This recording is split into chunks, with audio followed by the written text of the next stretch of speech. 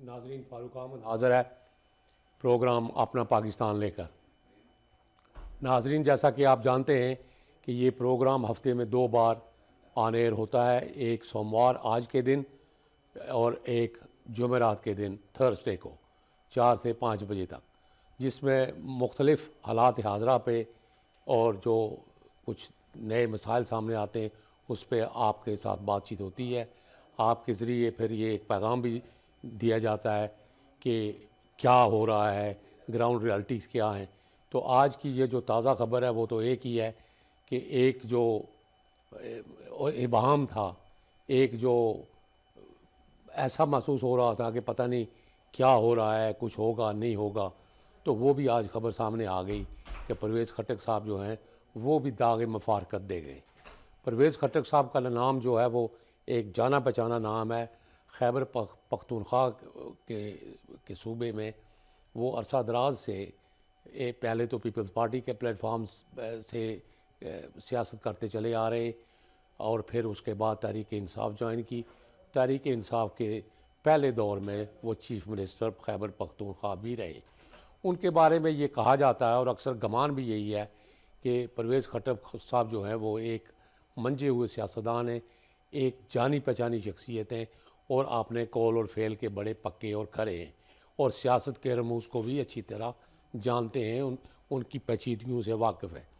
परवेज़ खट्टक साहब का पीटीआई से अलहदा होना और एक नई पार्टी की जो को तश्कील देना इस बात की गमाज़ी भी करता है कि ये जो एक वोम या एक जो जोम था चेयरमैन पीटीआई के जहन में कि खैबर पख्तूनख्वा जो है वो पीटीआई का किला है, वो आज वो किला जो है वो एक रेत का ढेर साबित हुआ और वो एक ऐसा गिरा है किला कि अब मुझे नहीं लगता कि उसको दोबारा किले की शक्ल दी जा सकेगी। पीटीआई का अपना एक जो है वो अरूज था, उसमें कोई दो राय नहीं। खैबर पख्तूनख्वा में पीटीआई ने पिछले एक दहाई से ज़्यादा अरसा हुकूमत की है। अब सवाल ये है कि जनाब परवेज़ खट्टक साहब के जाने के बाद क्या इम्पेक्ट क्या होगा, उसके आइंदा तासरात क्या होंगे। परवेज़ खट्टक साहब के जाने के बाद वो अकेले नहीं पीटीआई से अलहदा हुए, उनके साथ गालबन कहा जा रहा है कि 57 या कमोबेश इतने कुछ ज़्यादा एमपीए और एमएनए उनके साथ गए। तो इससे पीटीआई को एक बहुत बड़ा धचका भी है, उनके लिए एक बहुत बड़ा धचका है कि जिस बात का डर था आखिर वही हुआ कि आहिस्ता आहिस्ता करके सभी जो टॉप ब्रास है, जो सेकंड टियर क़यादत है, वो दाग मफारकत देने शुरू हो गए। कुछ तो पहले ही जा चुके हैं। पंजाब तो पहले बहुत ज़्यादा एक पीटीआई का बहुत बड़ा हिस्सा जो है पंजाब में अपना रास्ता बना चुका है।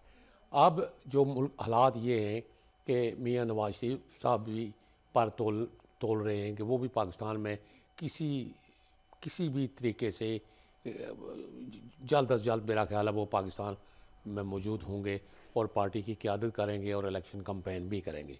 इलेक्शन का बिगल तो मेरे हिसाब में बग चुका है। इलेक्शन की तैयारी के लिए सब पार्टियां जो हैं वो सरगर्म हो चुकी हैं। मियाँ शहबाज शरीफ साहब वज़ीर-ए-आज़म पाकिस्तान ने जो कल ऐलान किया, उससे तो यही मालूम होता है कि इलेक्शन ज़रूर होंगे और इंशाअल्लाह होंगे, होने भी चाहिए। आइनी तकाज़ा भी है, आवाम की ये डिमांड भी है, पीटीआई की ये डिमांड भी है। मगर अब देखना ये है कि क्या ये जो आने वाले इलेक्शन है, इन इलेक्शंस में पीटीआई का वजूद हमें नज़र आएगा, पीटीआई की क़यादत वहाँ मौजूद होगी, क्या पीटीआई के चेयरमैन इलेक्शन लड़ने के काबिल होंगे। ये हैं वो असल सवालात जिनका जवाब अभी कुछ कबल अज़ वक्त है। अभी तो इनका जवाब नहीं दिया जा सकता, मगर बहुत ज़्यादा हमें इंतज़ार भी नहीं करना पड़ेगा। अब आहिस्ता आहिस्ता जो धुंध है वो साफ़ होनी शुरू हो गई है और ये जो एक खाका सा बनना शुरू हुआ, उससे तो यही लग रहा है कि पीटीआई को आहिस्ता आहिस्ता जो है वो सुकेड़ा जा रहा है, क्लोज़ किया जा रहा है। उनके रास्ते जो हैं वो बंद किए जा रहे हैं। क़यादत के ऊपर कई एक किस्म के केसों की भरमार है। कई केसेस हैं जिनमें ज़्यादातर जो केसेस हैं मेरे नुक्ता नज़र के मुताबिक वो कोई इतने जानदार केसेस नहीं हैं। उनको आप पॉलिटिकल विक्टिमाइजेशन भी कह सकते हैं, मगर सारे केसेस जो हैं वो पॉलिटिकल विक्टिमाइजेशन भी नहीं है। पॉलिटिकल विक्टिमाइजेशन में जो हैं वो ऐसे केसेस हैं जो गालबन बहुत जल्द उड़ जाएंगे अदालतों के ज़रिए, अदालतें उनको उड़ा देंगी।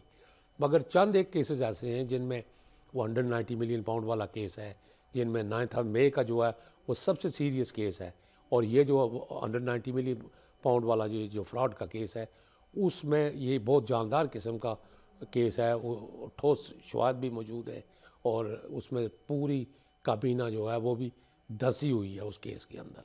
तो मेरा नहीं ख्याल कि उस केस में इतना जल्दी जो आसानी से छुटकारा मिलेगा। पीटीआई के चेयरमैन को जान की बाजी लगानी पड़ेगी, और ये जैसे किसी ने कहा है कि you can have only one byte of A cherry, अदालतों के अंदर सिर्फ आपको एक ही मौका मिलता है अपनी बेगुनाही साबित करने के लिए बार बार वो मौके मुयसर नहीं होते। तो इसलिए उनको चाहिए कि अपने आप को वो तैयार करें, पीटीआई के जो चेयरमैन हैं वो अपने आप को तैयार करें, अदालतों के अंदर जाके इन केसों का सामना करें। अदालतों के मामलात अदालतों के अंदर ही तय हुआ करते हैं, कभी ये नहीं हो सकता कि अदालतों के मामलात अदालतों के बाहर सड़कों पर तय हों, ये नहीं होता। कोई तारीख़ हमें बताती ही नहीं ये बात। तारीख़ हमें ये बताती है कि जो अदलिया के मामलात हैं वो अदलिया के अंदर ही तय होने पड़ेंगे। इसलिए चाहिए ये कि आप अपने केसों की तैयारी करें। इलेक्शन तो सर पे आ चुके हैं, अब खुदा जाने क्या होगा, कौन कौन मैदान में होगा, कौन नहीं होगा। मेरे अपना नुक्ता नज़र ये है कि सबको एक लेवल प्लेइंग फील्ड मिलना चाहिए, और एक ये उन तमाम पार्टियों का जमहूरी हक़ है, और जमहूरी हक़ के ऊपर कदगन नहीं लगनी चाहिए। आज एक पार्टी के ऊपर कदगन लगी, जैसे कि 2018 में मुस्लिम लीग नून ज़ेर एताब थी, आज जो है वो तहरीक इंसाफ ज़ेर एताब है। तो ये कोई अच्छी बात नहीं है। इसमें शादियाने बजाने की कोई ज़्यादा चंदा ज़रूरत नहीं है, इसमें खुश होने की भी कोई बात नहीं है। आज उनके ऊपर अगर गर्दिशी अयाम है तो कल ये किसी दूसरे की बारी होगी। इसलिए तमाम सियासी जमातों को चाहिए कि वो मिल बैठ के अपना एक पॉलिटिकल विज़न दें, अपनी अपनी पार्टी का एक विज़न दें, आवाम के सामने रखें, और जो आपका मंशूर है आप उस मंशूर को मुकम्मल करने की कोशिश करें। मंशूर ही किसी पार्टी का असल असासा हुआ करता है। अगर मंशूर के बगैर तो कोई पार्टी आगे नहीं बढ़ सकती। पाकिस्तान के अंदर ये उल्टी गंगा बहती है। मंशूर को किसी का पहले तो किसी पार्टी का कोई जानदार मंशूर होता ही नहीं, और जो होता है वो सिर्फ कागज़ों पे होता है। कागज़ों पे मंशूर रखने का कोई फ़ायदा नहीं है। इसलिए तमाम पार्टियों को चाहिए कि वो अपने अपने मंशूर जो है वो आवाम के सामने पेश करें, और जब भी इलेक्शन का जो तारीख़ है वो दी जाए वो अपने अपने घोड़े दौड़ाएँ। फिर जिसको जो वोट मिले जिसको, वो सबको कबूल होना चाहिए। ये नहीं कि अगर इलेक्शन हो जाए तो वो कहें नहीं धांधली हुई है मैं नहीं मानता, दूसरा कहे नहीं मैं नहीं मानता। तो ये तो पिछले 75 साल से यही खेल पाकिस्तान में चला आ रहा है। जो हार जाता है वो कभी भी अपनी हार को तस्लीम नहीं करता। तो घोड़ा जब मैदान में होते हैं, दो घोड़े होते हैं, तो उनमें से दोनों घोड़े तो नहीं जीत सकते। एक घोड़ा जीतेगा, एक हारेगा। सियासत का भी यही खेल है। जब आप सियासी मैदान में उतरते हैं, इलेक्शन में आप हिस्सा लेते हैं, तो आवाम पे छोड़ दें। और मेरी साहिब इक़्तिदार जो लोग हैं, जो अरबाब इक़्तिदार हैं, मैं जिनको कहूँगा, जो इस पूरी खेल का मुकम्मल हिस्सा हैं, इस खेल को बखूबी वो समझते हैं और इस खेल को बड़े अरसे से जारी भी रखे हुए हैं। मेरी उनसे भी आजाना मोदबाना गुजारिश है कि आप खुदारा आवाम को उनका हक़ दे दें। आवाम को उनका जो आइनी हक़ है वो दे दिया जाए। आवाम के अंदर जो शऊर है, जिसको भी अवाम मुंतखब करे, इक़्तिदार आप उसको सौंप दें। और हाँ, एक बात का जो है वो हमें ज़रूर आवाम को भी ध्यान रखना चाहिए।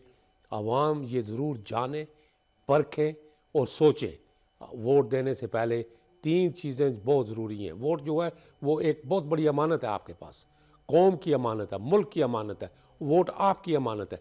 आप वोट देने से पहले 100 बार सोचें, कम से कम 3 बार तो सोचें कि इस आदमी का जो है माजी है वो कैसा था, क्या इसने माजी में कुछ डिलीवर किया, अगर किया तो क्या क्या डिलीवर किया, वो मनसूबे जात कहाँ हैं, किधर लगे हुए हैं, वो सब आवाम को पता होना चाहिए। अगर आपको नहीं पता किसी दूसरे से पूछ लें। और क्या ये जो जिस बंदे को आप वोट दे रहे हैं, क्या वो आपके मुतालबात, आपकी नज़र में जो मुतालबात आपके हैं, क्या वो उस पर पूरा उतरेगा, क्या वो ईमानदार शख्स है, क्या वो डिटर्मिन है, क्या वो हाईली एजुकेटेड है, ये सारी बातें आपको ज़हन नशीं रखनी चाहिए।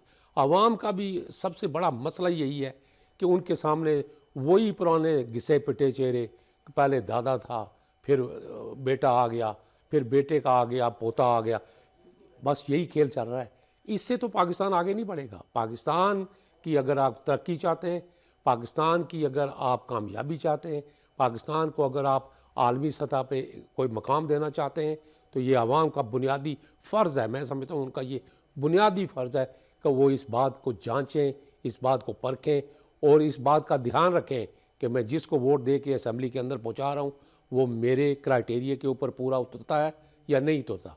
अगर कोई दोस्त धांधली से आपको वोट लेने के लिए आता है तो आप उस दोस्त धांधली में ना आएँ, आप इन चक्रों में ना पड़ें, आप उनको अपने ज़मीर की आवाज़ पे आप अपने वोट का जो है वो इस्तेमाल करें।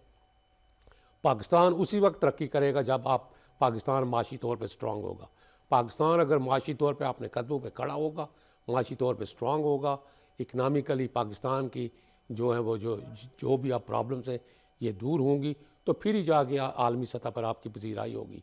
पाकिस्तान की पजीराई उसी वक्त होगी जब आपकी इंडस्ट्री जो है वो फ्लरिश करेगी, आपका एक्सपोर्ट जो है वो ज़्यादा बढ़ेगा। अब ये सुनने में तो यही आ रहा है कि एक नई प्रोजेक्ट जो है वो ज़ेरे बहस है, उस पर उसका ऐलान भी हो चुका है।